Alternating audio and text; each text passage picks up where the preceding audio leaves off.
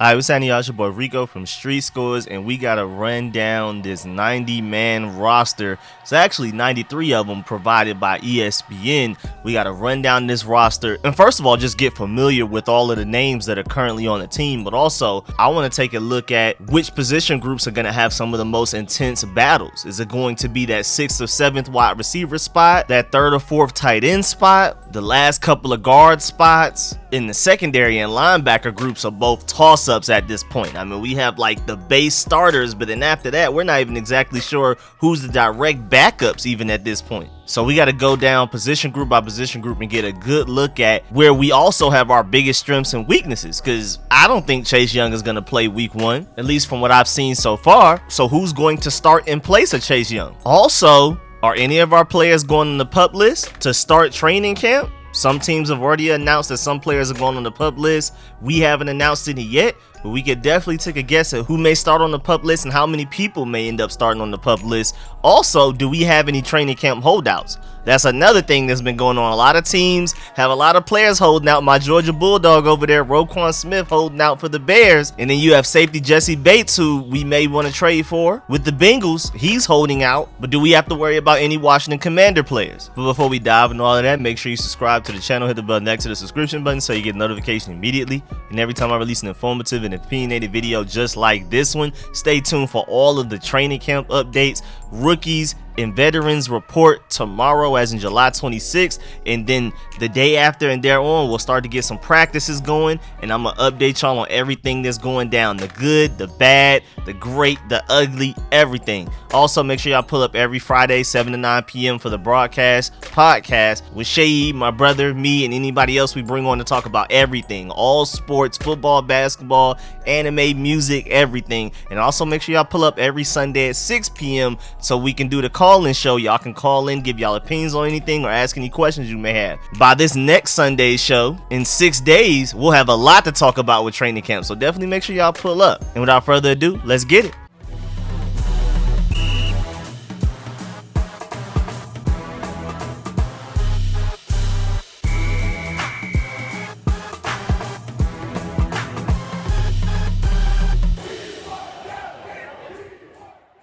And of course, we got to start with offense, and of course, we got to start with quarterbacks. As you know, we have Taylor Heinicke, Sam Howell, Cole Kelly, and Carson Wentz. Sam Howell and Taylor Heinicke are the same height, but Sam Howell is definitely built a little bit bigger, built kind of like a running back. It's crazy. Sam Howell is closer to the build of a Brian Robinson at running back than he is to Taylor Heinicke. I think that's just crazy. And then you have Cole Kelly, who's 6'7", one of the tallest players on our entire roster, easily the tallest quarterback. But don't sleep on Carson Wentz. Carson Wentz is 6'5", 237. But of course, these are our 4 quarterbacks. Carson Wentz, the projected starter, Taylor Heinicke, the projected backup, but Sam Howell, 5th round pick out of North Carolina, I think he's gonna look good enough in preseason to get fans talking and thinking, is it time to start Sam Howell over Carson Wentz? You know what I'm saying? Because there's definitely a nice portion of the fan base that don't believe in Carson Wentz at all, without even giving him a chance yet. And I can see Sam Howell balling out in preseason, first of all, because defenses aren't game planning for him.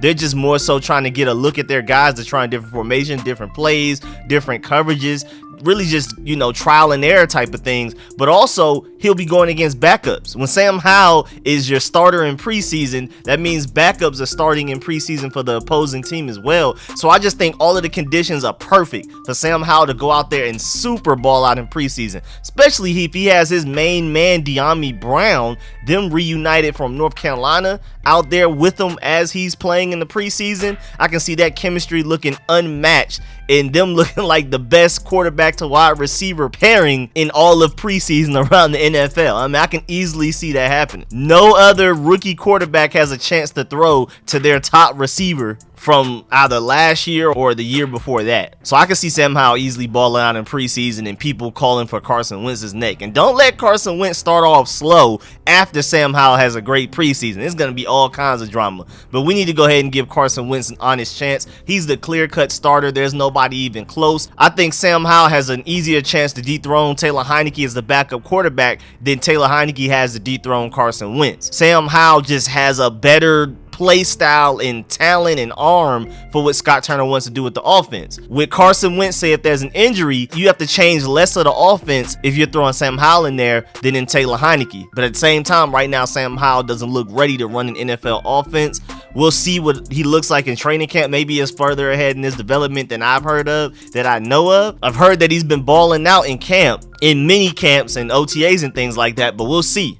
Again, ideally, Sam Howell is your backup because he's closer to the Carson Wentz build and play style. He has the arm to where we can attack deep down the field. Taylor Heineke comes in as a backup. You have to completely change the offense and go right back to what we were running last year, which barely looked like an Air Coryell offense. Sam Howell, you can still run something very similar to Carson Wentz, and if anything, maybe even run the ball more with Sam Howell than you would Carson Wentz. And then Cole Kelly, I mean, he's basically literally Steven Montez. And I think that's pretty much it to it. He's going to throw the interception in practice, and he's going to probably do some amazing things in preseason against the super duper backups. But I think at the end of the day, at best, he'll make the practice squad. And then at running back, technically a fullback right here, but you have Alex Armah from West Georgia. That's why I've always been rooting for him, because he's from Atlanta. Then you have Reggie Bonifon. You have Antonio Gibson, our projected starter. J.D. McKissick, our projected starting third down back. Jared Patterson, not exactly sure if they prefer him over a Jonathan Williams. I'm not going to lie. If it comes down to that last spot, that fourth spot, it may be Jonathan Williams over at Jared Patterson, and maybe Jared Patterson goes to the practice squad. Remember, Jonathan Williams looked really good towards the end of the season. And then, of course, you have Brian Robinson, who I think is going to be a great 1-2 punch with Antonio Gibson. I think Jared Patterson is going to be competing with Antonio Gibson with the most receptions out of the running backs, and I think Brian Robinson is going to be competing with Antonio Gibson for the most carries out of the running backs. And Jonathan Williams, I mean, if he comes into the game, that's because there's an injury. And again, I think Jared Patterson, even though I'm really rooting for him, I know a lot of y'all from the DMV are definitely rooting for him as well, and I would love for him to get more opportunities, especially in training camp and preseason. But from what I've seen so far, they may prefer Jonathan Williams over a Jared Patterson. But who knows? We'll see. Maybe they do prefer Jared Patterson over Jonathan Williams. But one thing I have noticed so far through OTAs and mandatory minicamps, they haven't even given Jared Patterson a chance to field punts and do kick returns and things like that. That's been mostly Jahan Dotson, who I feel like they won't do that once the season gets here because he's going to be too valuable on offense as a wide receiver. They've had Alex Erickson, of course, because that's why he was signed to come here. You have Jaquez Ezzard as an undrafted free agent. You have McGowan as an undrafted free agent. Of course, you have Dax Milne as well. And I believe there may be another person I'm forgetting about, but I know for a fact that person was not Jared Patterson. And then wide receiver wise, you have Jahan Dotson, your first round pick. Jamie Brown was a third round pick from last year. You have Alex Erickson, who's going to literally just be a pure punt returner and kick returner. I don't see him contributing much in the receiver room. So that does make his chances of making the roster definitely slimmer than DeAndre Carter's last year. But then again, when we signed DeAndre Carter, we didn't think he'd be able to contribute anything on the offensive side of the ball as a receiver until training camp, and he started to ball out. And we're like, well, maybe since he can contribute as a receiver, maybe he actually will make the roster as our starting punt and kick returner. And then he actually went out there and made the roster, and he balled out as a returner for us, and he was technically wide receiver too for a bunch of weeks with Curtis Samuel being hurt and nobody else stepping up, and with us never throwing the ball to Cam Sims for some odd reason. But I don't project Alex Erickson to do all of that, because I'm not even sure if Alex Erickson is even as good of a returner as DeAndre Carter, let alone a receiver. But we'll see. It hasn't been training camp yet. We'll see. Jaquez Ezzard, another player from Atlanta, so I'm biased. I'm hoping he can go out there and basically be what Steven Sims was, a Steven Sims level surprise the year that he was actually really good. He's one of the guys that's a returner candidate, and if he can ball out as a receiver, maybe he'll make the roster because of that. Then you have Antonio Gandy-Golden, who's technically making the switch to tight end, so he really doesn't belong in this section. So we'll talk about him again when we get to the tight ends. Then you have Kelvin Harmon, who I'm really hoping makes the roster somehow. I don't really see the path because he's not much of a special teams guy, but one advantage that he does have over a lot of receivers on this roster is that he's a really good blocker. and so maybe they hold on to him because of that. But I think if anything, they're gonna lean towards the Ezzard, towards the Ericksons, towards the Dax Milnes who can return. I don't think Kelvin Harmon has any return ability, again, with his great hands, and I think if he just gets another shot, I think he can end up being a really good receiver, but I just doubt he makes the team. He'll probably just stay on the practice squad, especially since he's been on our practice squad and no other team has gotten him. So you know for a fact you could put Kelvin Harmon on the practice squad and not worry about another team snatching him, whereas another guy you may not want to risk it. And then you have Kyrick McGowan, again, another returner candidate, and he went to Georgia Tech. Then you have Terry McLaurin as our wide receiver number 1, obviously. Then you have Marken Michel, and out of all of the guys not named Terry McLaurin, Curtis Samuel, Cam Sims, Jahan Dotson, and you may not even be able to include De'Ami Brown, Marken Michel has had the best offseason so far out of the receiving group outside of the obvious guys that are going to make the roster. Of course, add Jahan Dotson to that list as well, but De'Ami Brown wise and everybody else, you could definitely argue Marken Michel has had the best offseason so far, but of course De'Ami Brown's definitely making the team. But again, Marken Michel, man, I mean, I'm not exactly sure how much he can contribute in the returning game, because I haven't necessarily heard his name brought up when it comes to that,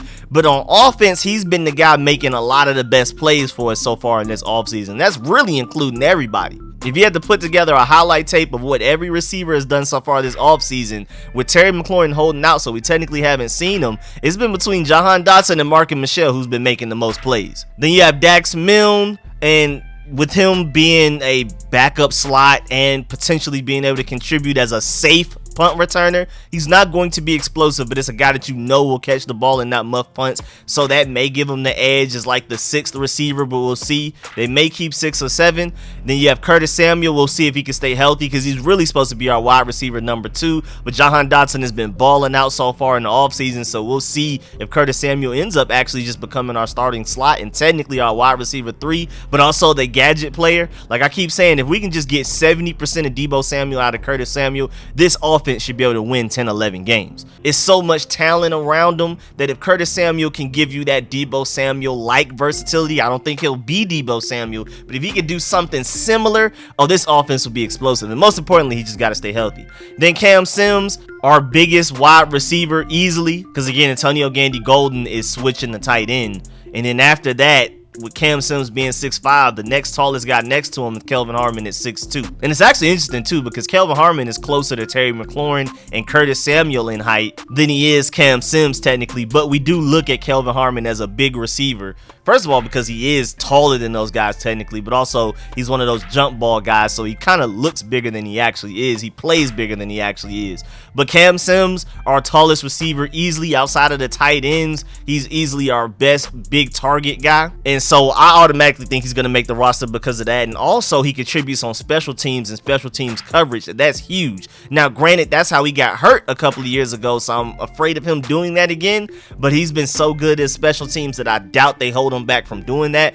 But I also need him to start contributing on offense, and it's not his fault. For some reason, our offense doesn't realize that Cam Sims is on the team until November. I don't understand why. If you just go look at Cam Sims versus Trevon Diggs highlights from last season, it's like no way Cam Sims isn't at least the 5th best receiver on this team and shouldn't be getting looks since week 1. I like the fact that Cam Sims took the initiative and called Carson Wentz immediately after we traded for him. Like, he was one of the first guys to call Carson Wentz. I believe he called Carson Wentz before Terry McLaurin even had a chance to. He was like, hey man, you're gonna need me. You like throwing the big receivers, you like big targets, I'm your guy. And so, man, we'll see. With Carson Wentz in the building, granted, he's never had a receiving core as good as this one as far as separating speedy route running guys, but at the same time, history shows that he likes his big targets and Cam Sims. So I can see Cam Sims definitely playing a bigger part in this offense than he has in previous years. But again, Carson Wentz has never had an ensemble of fast, quick, stretch the field, get open, separating receivers as he's going to have this year. I mean, Terry McLaurin alone is the best receiver he's ever thrown to in his career. Then you add to that De'Ami Brown, Jahan Dotson looks poised to be great. Curtis Samuel, as long as he's healthy, guys are going to be open all of the time. And that's why I'm not really worried about Carson Wentz's accuracy issues that I've been hearing about and I've been seeing advanced statistics about lately. I'm not too worried about that because guys are going to be so open. It's not going to matter that much. Now, granted, you would prefer for him to be more accurate so that these guys can get as much yards after catch that they can, but we'll see. And then the tight end room, for me, the most exciting group out of the entire roster, just off of just the pure freak athletes, the boom or bust candidates that we have. Let me go ahead and acknowledge Antonio Gandy Golden. Even though I know a lot of y'all hope that he makes the team, I'm not as big of an Antonio Gandy Golden fan as a lot of y'all are, especially if we're talking about tight end. Out of this group right here, I already prefer at least 4 or 5 guys more than I prefer Antonio Gandy Golden. So I don't really see him making the team. And again, it's another guy you can put on your practice squad and not worry about another team taking him. Whereas these other guys, you don't know. So again, first of all, you have Antonio Gandy Golden. But moving on from him, you have John Bates. And with Logan Thomas out, I'm not even sure if he's going to play week 1. He's your tight end 1. He's our best blocking tight end. Pro Football Focus feels like he's the best blocking tight end in the entire NFL, and he has good hands. He gets yards after catch, not from running past people, but from running people over. Look at that second Cowboys game. I mean, that's the perfect example of that. And so he right now, especially with Logan Thomas out, is our best dual threat tight end. And I'm very happy about the future of our tight end group with John Bates included. Now, outside of him, it's a lot of question marks, but John Bates is a sure thing. Sure, he can't separate on his own, but only like 3 to 5 tight ends in the NFL can really separate on their own. Even technically, George Kittle is not just out here route running people out of their socks. He's mostly schemed open by Kyle Shanahan, and then his yards after catch do all of the rest. It's really only like Darren Waller, Travis Kelce, maybe 1 or 2 other guys that's out here really just separating on their own. Everybody else is getting open because their offense and their offensive coordinator gets them open. So if that's the only weakness of John Bates, I'm perfectly fine with that, because that's the main weakness of pretty much everybody outside of 3 to 4 guys. Then Dylan Cantrell, I'm assuming he's not making the team, because I'm not going to lie to you. This is Rico of Street Scores. I'm going to keep it real. I don't know who that man is. Curtis Hodges, if you go look at his college tape and then pay attention to the fact that he's 6'8", the tallest tight end on the team. Him and Cornelius Lucas are the tallest players on the team. They're both 6'8", and Curtis Hodges may have him beat by like a fraction of an inch, so he may technically be the tallest player on this entire team. And if you remember rookie minicamps, Curtis Hodges was looking even better than Cole Turner was, but then he got hurt. So I think Curtis Hodges does have a strong case to make this team. Loads of potential there. Then you have Sammis Reyes. I mean, the definition of loads of potential. Remember his RAS score, his raw athletic profile. He's technically the most athletic tight end to ever touch the NFL. And remember, Ron Rivera and the coaches were raving about how he's the most physical blocker on the team. If we're talking about pure physicality, pure strength, pure power, pure pop, he's the most physical blocker on the team, and they were even including the offensive linemen and guys that are like pure dominant run blockers like Samuel Cosme and Wes Schweitzer. Like, he's more physical than even our mauling offensive linemen, the angry guys. And so if we could just teach him better technique, if we could teach him to get his hands better. I mean, he technically was catching pretty much everything thrown towards him in the preseason, but he had to bobble it quite a bit. If we could teach his hands to become more consistent and stickier, to where as soon as the ball touches hands, that's it, no more moving. And if we can somehow teach all of that freak athleticism to find a way to get open, which really shouldn't be that hard, then you have yourself a potential top 5 tight end in the NFL. But who knows if he'll ever reach that, because I mean, he's so raw. It's not even like he's raw for a football player. He's raw for an athlete, period. Remember when we first got him, he didn't even know what cover 2 was. He didn't know what zone coverage meant. He didn't understand anything about football, like things that even 8-year-olds that grow up watching football understand. And at the very least, you learn from playing Madden. Sammis Reyes came as raw as you can possibly come into the NFL. Because at least with Jordan Mailata for the Eagles, at least he played rugby. That's somewhat similar to the NFL. Sammis Reyes literally was basketball and had no concept of what football was at all. So he's like literally the rawest player I've seen in the burgundy and gold in probably since I've been alive. Like, it's just pure don't know anything about what's going on. Then you have Armani Rogers, also very raw, but he was a quarterback his entire life, and he's making the transition to tight end. Now that's kind of similar to Logan Thomas, who we're going to talk about after him, but Logan Thomas was a tight end his entire recruiting cycle when he was in high school and everything. Then he made the switch to quarterback in college. and then he went back to being a tight end at the NFL level. Whereas Amani Rodgers, middle school, high school, college, everything, he's been a quarterback, and he switched to tight end literally at the East-West Shrine Bowl week. But he was looking uncoverable. You had corners that have been corners all their lives at the East-West Shrine Bowl. They couldn't cover him. And so that's another guy with loads of potential. One of my favorite players on the team as far as boom or bust and exciting. So I really hope he finds a way to make the team, man. And then you have Logan Thomas, technically our tight end 1, when and if he's healthy. We'll see whenever he'll be ready. Not sure if he'll be ready by week 1. I like Logan Thomas a lot. He's a nice dual threat guy, but at the same time, John Bates is a better blocker and Cole Turner has way more receiving potential. Logan Thomas is a nice above average middle at both, and that's all you need at tight end, man. That's all you need. He has great hands. I mean, some of the catches he makes along the sideline and contested catches, man, saved us a few games last year for real. So I love Logan Thomas. I can't wait for him to come back. I think John Bates, Logan Thomas, and Cole Turner are a great tight end trio. And then, I mean, with the loads of potential, like I already said, with Curtis Hodges, Sammis Reyes, and Armani Rodgers. Again, if y'all haven't seen Curtis Hodges highlights, please go check them out, because it's just like, why can't we do that with him at the NFL level? It looks like something that could easily translate to the NFL, but we'll see. But Cole Turner, potentially your best receiving tight end out of the entire group. I mean, ignoring Sammis Reyes, Armani Rodgers, and Curtis Hodges, who are just too raw to even be included in the discussion. But out of the guys that are like NFL ready, and you can actually see playing week 1 with a straight face because they're not too raw, Cole Turner is our best receiving tight end, and that includes Logan Thomas. But again, that's potential. If we're talking about catch radius, if we're talking about the ability to get open, especially in the middle down the seams, Cole Turner is your guy, and I can't wait, because I think him and Carson Wentz are going to love each other. Because, I mean, honestly, Cole Turner was Carson Strong's favorite target, literally his only target. He was pretty much the Drake London or the Jahan Dotson of Nevada. Like, it was literally one weapon and that was it. Now granted, at least Cole Turner had Carson Strong, when Drake London had whatever that quarterback he had that was way worse than Carson Strong, and Jahan Dotson had that quarterback at Penn State that was way worse than Carson Strong. But at the same time, Cole Turner was the offense. He was the receiver.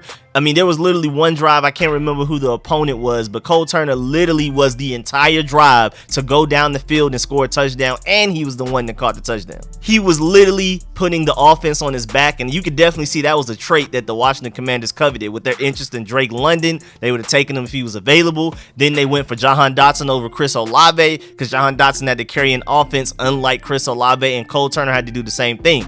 And I also think it's really interesting because Cole Turner is going from Carson Strong to Carson Wentz, and so I just think that's a match made in heaven. I think they're gonna click it off immediately, like week 1. I can see Carson Wentz throwing a touchdown to Cole Turner. So I think we need to keep as many tight ends as possible, because again, this is my most exciting position group on the team. This is the group I'm most excited about, man. It's just so much potential. I'm afraid if we let Curtis Hodges, Armani Rodgers, or Sammis Reyes go, they're gonna go to another team that's willing to be more patient with them, and we'll look back 3 years from now and one of these guys is one of the best tight ends in the NFL. There's just too much athleticism and potential here. We gotta find a way to at least keep 2 of these guys, please, especially with Logan Thomas hurt. Maybe Logan Thomas starts on the PUP list, which we're going to talk about later, and that allows you to keep one more of these tight ends. Then you have the center position, starting with Keith Ishmael. Well, really, we could just go ahead and go to Chase Roulier. He's your starter. Tyler Larson's your backup. John Toth, I'm not sure if he makes the roster, and Keith Ishmael is your third stringer. Now, Keith Ishmael showed a couple of flashes last year, but Tyler Larson was clearly the better center. I mean, but the fact that last year we saw at least 4 different guys between Chase Roulier, Tyler Larson, Keith Ishmael, and Wes Schweitzer down here. We saw all of these guys play at center for a significant amount of time, and we still won 7 games. Is crazy. That's ignoring any other positions and all of the injuries that we had throughout the team. Just center alone, that is ridiculous.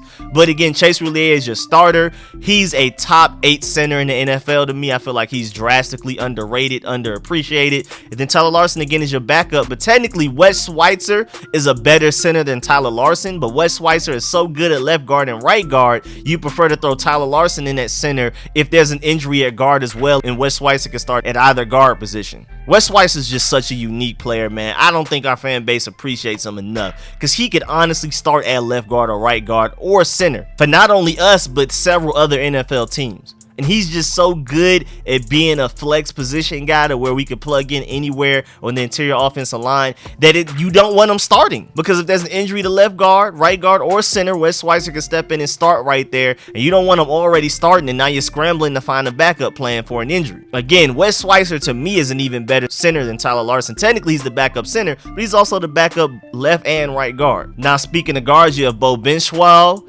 Shaq Calhoun, Nolan Laufenberg, Andrew Norwell, Chris Paul, Tyrese Robinson, Wes Schweitzer, and Trey Turner. Trey Turner and Andrew Norwell are your projected starters, but Wes Schweitzer, of course, is like the super dependable. I'm perfectly fine with him starting at either position backup that we have, our backup swing guard. And then you also have Chris Paul, 7th round pick, that a lot of people are really high on him, and I'm also one of those people. I may not be as high on him as I've heard from a lot of people, even like football analysts outside of the Commander Nation, like neutral analysts that literally analyze the draft. A lot of people really like Chris Paul and thought he was a huge steal in the 7th round, and I agree, maybe not to the extent that they do, but I think Chris Paul will definitely make this roster over a few of these other names for sure. And then you have the tackles, and speaking of tackles, I think Sadiq Charles is better suited at guard technically, even though I think he has a higher ceiling at tackle. Basically the same case I've been making since we drafted him. I think he could be really good at tackle, and ultimately if you have a player that can be really good at tackle and really good at guard, even if he is slightly better at guard, there's more value in having him play tackle. But at the same time, when he stepped in last year, I think he showed better promise at guard at times. I mean, he started off ugly, but when you really go and look at the tape from last year, Sadiq Charles played better than a lot of us probably remember. And so I definitely do feel like he will make this roster as a backup offensive lineman, period. Because, I mean, the fact that we're debating about whether he can play guard or tackle shows that he can really step in case of emergency, break glass in case of emergency. He can step in at either tackle or guard position. But, of course, you prefer the guys that are starting to play, and you would definitely prefer Wes Schweitzer over him, especially as of right now, while Sadiq Charles is still trying to figure it out. But he has immense talent. I mean, out of his draft class, you could definitely argue he had top 3, at least top 5 talent offensive lineman wise. He just hasn't been able to put it together, and injuries have halted his development some. But you have Willie Beavers, Sadiq Charles, Samuel Cosmi, Charles Leno, Cornelius Lucas, and Aaron Montero. And I mean, obviously, Samuel Cosmi is your starting right tackle, and I'm expecting big things out of him. I mean, he started last year really well. Now, granted, pass protection-wise, it was ugly in the beginning, but also he was going against Nick Bosa and quite a few really good edge rushers to start the season, so that was kind of an unfair start, but you're a starting right tackle in the NFL, so you're expected to be able to block those guys. But pass protection-wise, it was a rough start, and then he started to get it together, and up to the point that he got hurt, he actually became a really good pass and run blocker. And Pro Football Focus felt like he was one of the best run blocking tackles in the NFL already in the beginning of his rookie season. Then when he came back from injury, it looked like he kind of lost a step. So I'm expecting big things with him fully healthy moving forward. And then Charles Leno at tackle. I mean, he was the reason that Ryan Fitzpatrick got hurt in the beginning of the season. But after that, he balled out at left tackle. And I was really happy that we paid him long term. I mean, mildly long term. I believe it was like a 3-year extension, not like a 5-year, but I'm really happy to have him. And then Cornelius Lucas is your backup swing tackle. I mean, there could be an argument that Cornelius Lucas could easily be starting at tackle for other NFL offensive lines. So to have him as your backup that can play left or right if there's an injury, I'm perfectly fine with it. And then the other guys, I mean, I'm not sure if Willie Beavers makes the roster. If Aaron makes the roster, we'll see. But I know Cornelius Lucas is your backup swing tackle, and Sadiq Charles, I guess, roster-wise, and you're trying to get a certain amount of centers, certain amount of guards, certain amount of tackles. Sadiq Charles does technically make more sense as tackle in the depth chart. Then going to the defensive side of the ball, starting with the defensive ends, and this is a really deep group. You look at how many players we have, it's almost as many as receivers that we have. Defensive ends, corners, and receivers are definitely the position groups taking up the most space on the roster.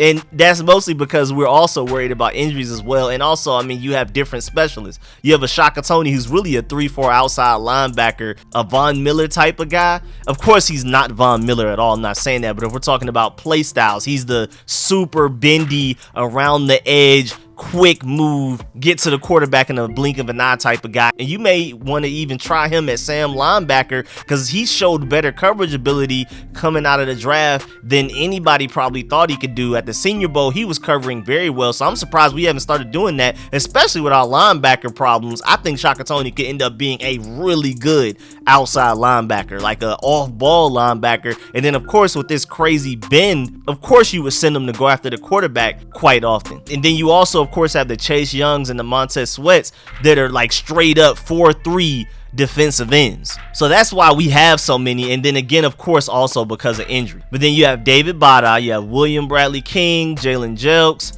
F.A. Obata, who we just signed this offseason, so I'm pretty sure he's going to make it because he's like a offseason signing, a veteran type of guy. You have Jacob Panajuik, you have Bunmi Ratimi, James Smith-Williams, Montez Sweat, Shaka Toney, Casey Toohill, and Chase Young as your edge rushers, defensive ends. Of course, Chase Young and Montez Sweat are your starters, but I'm not sure if Chase Young will be ready by week 1, and I don't want to rush it. So now you got to look at the rest of the roster and see who may end up being the starting defensive end opposite of Montez Sweat while we wait for Chase Young to get healthy. And honestly, I think it's between F.A. Obata, David Bada, which I'm just now noticing, have very similar last names, and maybe James Smith-Williams. Casey Toohill also has a strong case as well. Now, I think all of those guys I named are quite likely to make the roster, and I think that group of guys are competing to get the most snaps with Chase Young absent. But with Chase Young absent, I think a lot of those guys are going to really just split Chase Young snaps fairly evenly. But the nature of playing defensive line, Chase Young doesn't play 100% of snaps like Cole Holcomb does at linebacker or like our corners do. So Chase Young, even fully healthy, fully explosive, is part of a defensive line rotation. He doesn't play every snap. So those other guys play anyway, but I'm interested in seeing who's going to step up and be the guy that takes the majority of Chase Young snaps while he's gone. Again, Shaka Toney is such a mystery to me. I don't know why we haven't tried him outside linebacker yet, like an off ball, because I think if we allowed him to show what he can do in coverage, I think he could really be a big answer for us at off-ball linebacker, especially like a Sam outside linebacker guy, and Cole Holcomb could pretty much be your Mike, and Jamin Davis could be your Will. But we'll see how that goes, man. I'm really excited about this group, though, even with Chase Young potentially missing some time, and I think Montez Sweat is going to come back fully healthy, fully explosive. I think our defensive line is still going to be really good, and that's mostly because of us drafting Fadarian Mathis from Alabama. Now, granted, the round we took him, still don't love it, but I think his unselfish play style is going to allow everybody else to super eat up. Matt Ioannidis, Tim Settle, love them. Wish we would have kept at least one of them. But at the end of the day, both of those guys were playing pretty selfishly. They were more so going for stats. Like my boy Ivory pointed out, they were out there swimming and penetrating on run plays and just giving up open lanes. They were just out there trying to make a play rather than playing unselfish football and doing what they need to do, playing their assignments. Fadarian Mathis is going to be that guy that eats up double teams and occasionally penetrate. He has a little bit more penetration skills than people give him credit for, but I think his main goal will be to allow Jonathan Allen, Daron Payne, and all of those edge rushers I just named to allow them to go out there and make the plays that they want to make, to allow them to be a little bit more selfish, because he's going to be the guy in the middle holding it down and allowing everybody else to eat up and get all of the stats. I think Fadarian Mathis was a great player for us to get, but we'll see if he was worthy of that second round draft pick. We'll see with due time on that one. But Jonathan Allen and Daron Payne is just starting defensive tackles, your starting interior defensive lineman is excellent. I mean, even Madden said that they're both top defensive linemen, so that's a great defensive line to have. Now, granted, of course, there's the problems with, are we going to pay Daron Payne long term? Is this his last year here? But at least for this year, we know he's going to go out there and ball out, because at the very least, he's going to ball out to get that next contract. At the very least, even if he doesn't feel like we're going to pay him, he's going to go out there and put up probably his best season so that another team wants to pay him big money. We'll see. But you also have Tyler Clark, Justin Hamilton, Daniel Wise. And I think out of the group, of course, Fadarian Mathis is automatically your third defensive tackle. And I feel like outside of that, maybe Daniel Wise is your fourth. But we'll see, because these other guys have a chance to make it. And then, I mean, James Smith-Williams, who we brought up earlier as an edge rusher, as a defensive end, he also is versatile enough to play defensive tackle. So that allows you some positional flex, because since he can play pretty much everywhere in the defensive line, you can use another roster spot on another position group on the team if you want to. And then linebackers, of course, you have Jamin Davis, man. We need a lot out of him.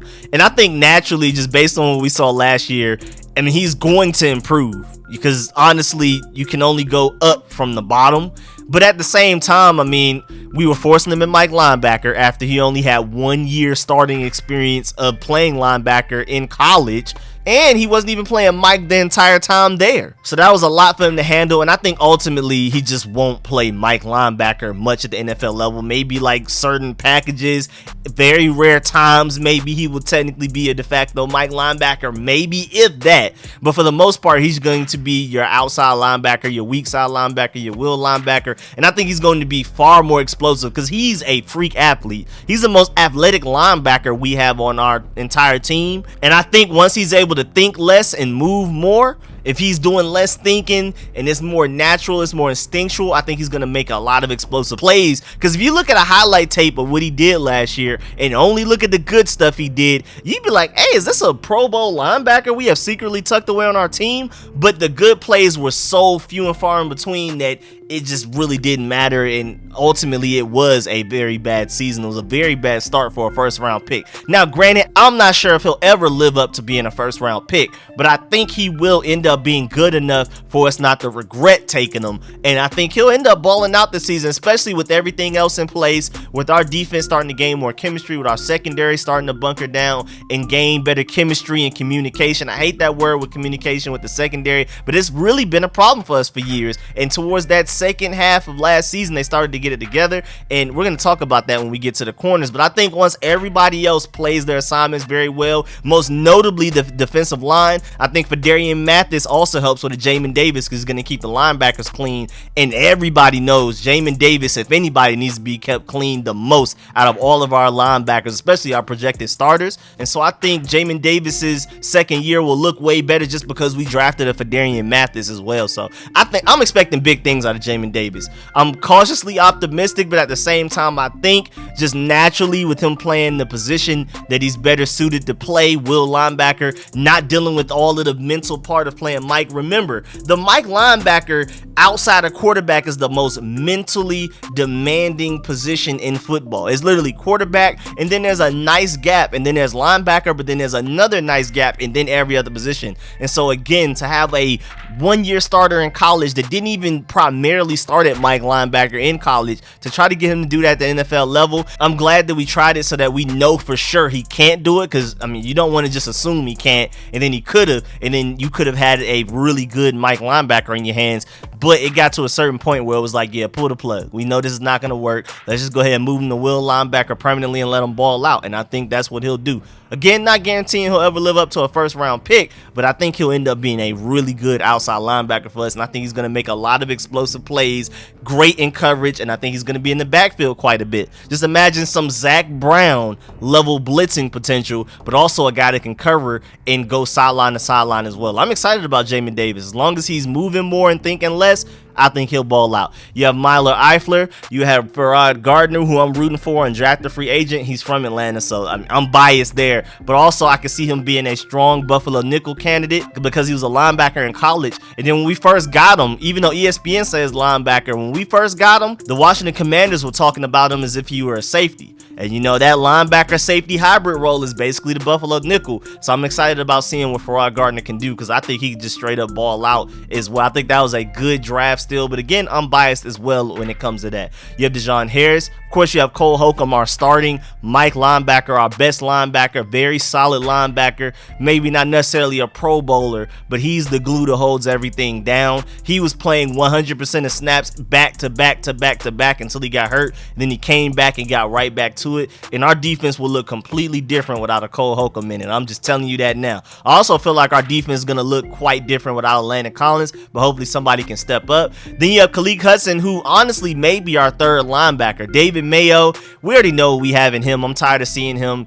I mean, granted, I guess since he's on the roster, maybe you allow him to practice, but there's not much to see from David Mayo. There's no ceiling there, so I prefer to give his snaps to somebody else with the ceiling that could potentially end up being a better player than him at some point, and hopefully sooner rather than later, just like a Khalid Hudson. So as of right now, like today, if we had a game, David Mayo is technically your third linebacker, but I'm hoping at some point Khalid Hudson passes him, and I'm really hoping at some point like a Farrod Gardner or a Trey Walker or a Drew White, all of those guys undrafted free agents, unless one of those guys steps up and is good enough to become the third linebacker and even dethrone a Khaleke Hudson, but we'll see. And then lastly, you also have Bryce Notary. We'll see. Right now, this linebacker group is very thin, though. I mean, it's Cole Holcomb as your starter. We're sure about him. And then after that, I mean, even Jamin Davis, who's technically your second best linebacker, we have questions. Then we're still confused as to whether or not Khaleke Hudson or David Mayo is our third best. And right now, if we had to start either one of them, I'm uncomfortable because Khaleke Hudson in run defense and David Mayo in pass coverage, I'm definitely worried. And then you have all of these undrafted free agents with potential, but they're not boom or bust like the tight end group guys that I was talking about earlier. They have quite a bit of potential to them, but it's not to the level of like, oh man, this guy has potential Pro Bowl, all pro, all written on him. He's just raw. Now, none of these guys are that, but I am excited about the 3 undrafted free agents, Farrah Gardner, Trey Walker, and Drew White. We just got to see something from them. Then the cornerback group, of course, your starters are William Jackson and Kendall Fuller on the outside. And then right now, Benjamin St-Juste is your projected slot corner. I think for me, he looks better at outside corner, having the boundary as an extra defender so that double moves won't hurt him as much. But so far, they're saying that he's been balling out in the slot. And out of our entire cornerback group, all these guys, including Kendall Fuller and William Jackson, he was the only one that was even able to give Jahan Dotson any problems. So that has me very optimistic about him. But even so, even hypothetically, just say that Benjamin St-Juste is our best coverage corner right now. Which, I mean, with him not even playing much last year, his rookie season, and this only his second season in the NFL, it's going to be hard for me to say that he's already better than William Jackson and Kendall Fuller until I see it in an NFL game against other NFL teams. But even hypothetically, just say Benjamin St-Juste is our best coverage corner. There's still another problem. Because if you want to start him in the slot, technically that would be our Buffalo nickel.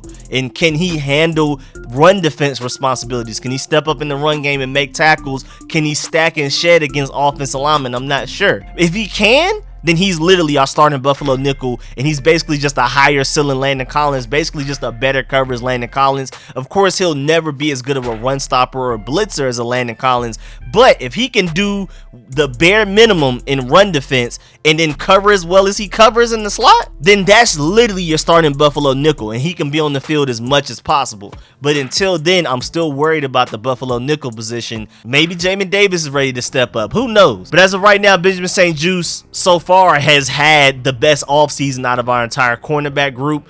William Jackson, if he can play like how he played the second half of last season, will be just fine. Now, granted, match coverage, which Jack Del Rio tried to get us to do, which is what the Buffalo Bills excel at doing, and which is why they have one of the best secondaries in the NFL, arguably the best secondary in the NFL. Match coverage is the high ceiling, low floor coverage. You're either going to have a great secondary or terrible. There's no middle. So we tried that match coverage. William Jackson was terrible in it the first half of the season. Jack Del Rio said, all right, we're just going to simplify things and have you just play more man coverage instead of that. And then he started to ball out. But if we can get William Jackson to excel at match coverage, this secondary could honestly be elite. We have the bodies. We just got to get the chemistry, the communication, and everything mental down for that to happen. But William Jackson is just a pure man cover corner. I love him at outside corner. Again, we had to simplify things to make it work. We'll see if Jack Del Rio just says, you know what, week one, forget it. We're just going to do what we did the second half of last season and just simplify the coverage right out the gate. We'll see. Kendall Fuller, I think, is really interesting because he has highs and he has lows. Pro Football Focus felt like he was the second best corner in the NFL last year, which I strongly disagree with. But we'll see, man. I'm excited about Kendall Fuller. If he can be more consistent, I think that would be huge for us. And I think it's really interesting to have Bobby McCain listed at corner because as of right now, he's technically our starting free safety. Then you also have Josh Drayden. You have Corn Elder, who I like quite a bit, even though I'd prefer to bring back Torrey McTyer. I think he was honestly our best corner last year outside of Benjamin St-Juste, Kendall Fuller, and William Jackson. To be completely honest, he just got hurt in that very last play of the game against the Falcons. I think it was like a torn ACL. It was something that took him out for the rest of the season on that last ditch Hail Mary that the Falcons threw up, literally the last play of the game. He didn't even have to technically be on the field for that. We could have put anybody in there, but it's whatever. I think we need to bring him back because I like Corn Elder, but I like Torrey McTyer more, honestly. Then you have DeJuan Neal and Channing Stribling, two guys we brought in from the USFL. Channing Stribling has a better resume, but we'll see between those two guys. And then Danny Johnson is just kind of your dependable guy that can also return if you need him to, but he's more of a slot guy, and he played better in the slot last year than a lot of people think. So he's a very good backup slot corner, but I think ultimately Benjamin St-Juste, if he can handle playing in the slot without having that boundary to help him, I think ultimately ceiling wise he's your best slot corner option on the roster. And then Christian Holmes, I mean, so far in the offseason people love what he's done, and they're saying he definitely looks like he should make the team just based off of what he's done in OTAs and mandatory minicamps, but we'll see. And then lastly, before we go to special teams, you have your safeties. Again, Bobby McCain is technically a safety. I don't know why, even with as crowded as the cornerback room is, why ESPN has him listed at corner. Now granted, a lot of people do feel like he's a better slot corner than he is a free safety, and we'll see if that ends up happening, because if Percy Butler can step up and become that starting free safety, because he's definitely rangier, he's more athletic, he has a way higher ceiling than a Bobby McCain, but he's also way more raw than Bobby McCain right now. Bobby McCain is your safe bet at free safety right now, especially since him and Cameron Curl started to get a little chemistry going the second half of the season. I mean, we had a lot of things go way better the second half of the season, and not only was moving Landon Collins from strong safety to like a Buffalo nickel linebacker role better for Landon Collins, but it was also better for Bobby McCain, because Bobby McCain had way better chemistry and communication with Cameron Curl than he ever had with Landon Collins on the back end. And so Bobby McCain, I think, is a decent starting free safety. I don't think he's as terrible as a lot of people make him out to be, but at the same time, ultimately, best case scenario, Percy Butler eats into his snaps as the season goes on, and he takes over as the starting free safety at some point in the season. Then of course you have Troy Apke, who's going to make the team, not because he's a safety, but because he is a really good special teams gunner on special teams coverage, on punt coverage, all of that type of stuff. So Troy Apke's making the team. I don't ever want to see him on the field on like actual defense as like one of the 11 players, but he's going to make the teams, and I love him on special teams. Then of course you have Cameron Curl, one of the most underrated players on this team. He's honestly one of the best strong safeties in the NFL to me.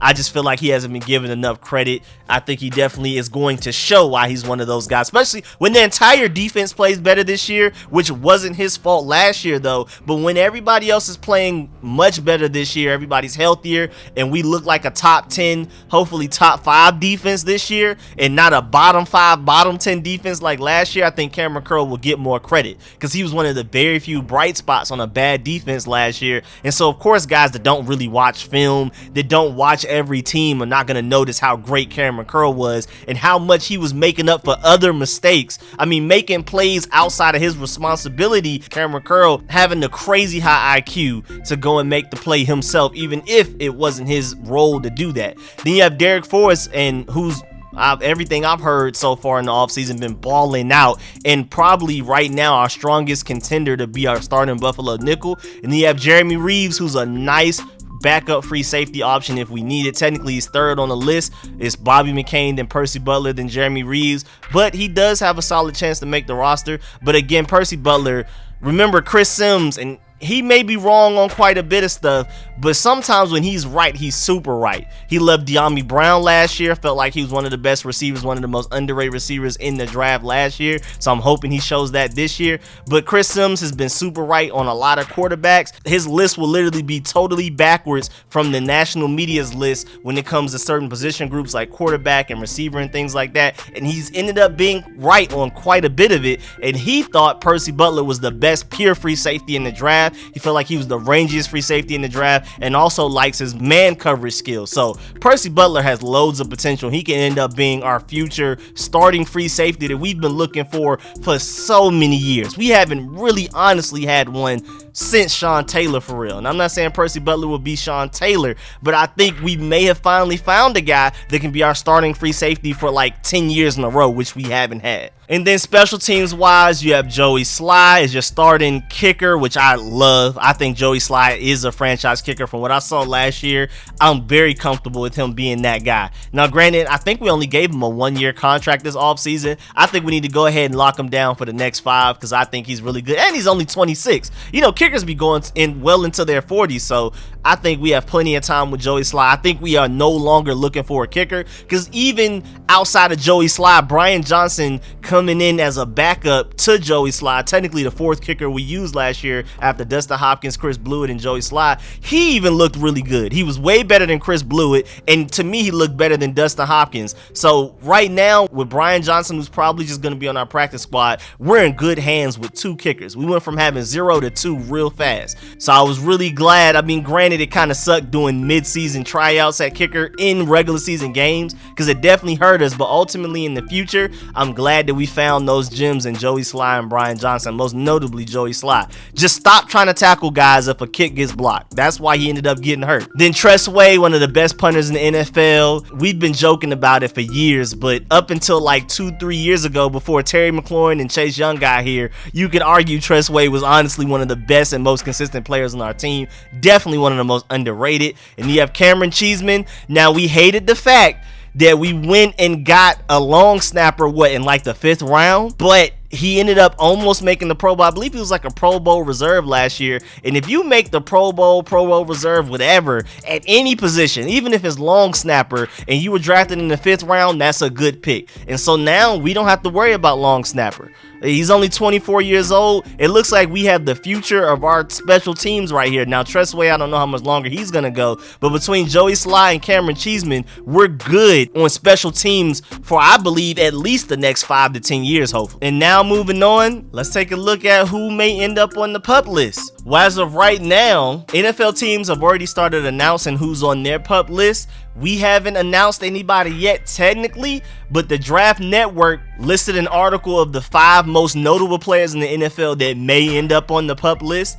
They have Chase Young as one of them, but they also have a concerned or not concerned next to each name. With David Bakhtiari, they're concerned about his injury. With Tre'Davious White, they're not concerned. Ronnie Stanley, they're concerned about him. And they're also concerned about Mekhi Becton for the Jets. But they said that Chase Young, they're not concerned. They said, quote, the former number 2 overall selection in 2020 NFL Draft, Chase Young suffered a season-ending torn ACL in Week 10 game against the Tampa Bay Buccaneers. Young's recovery remains on schedule, and the move is out of an abundance of caution. Commanders head coach Ron Rivera had previously detailed this outcome/timeline.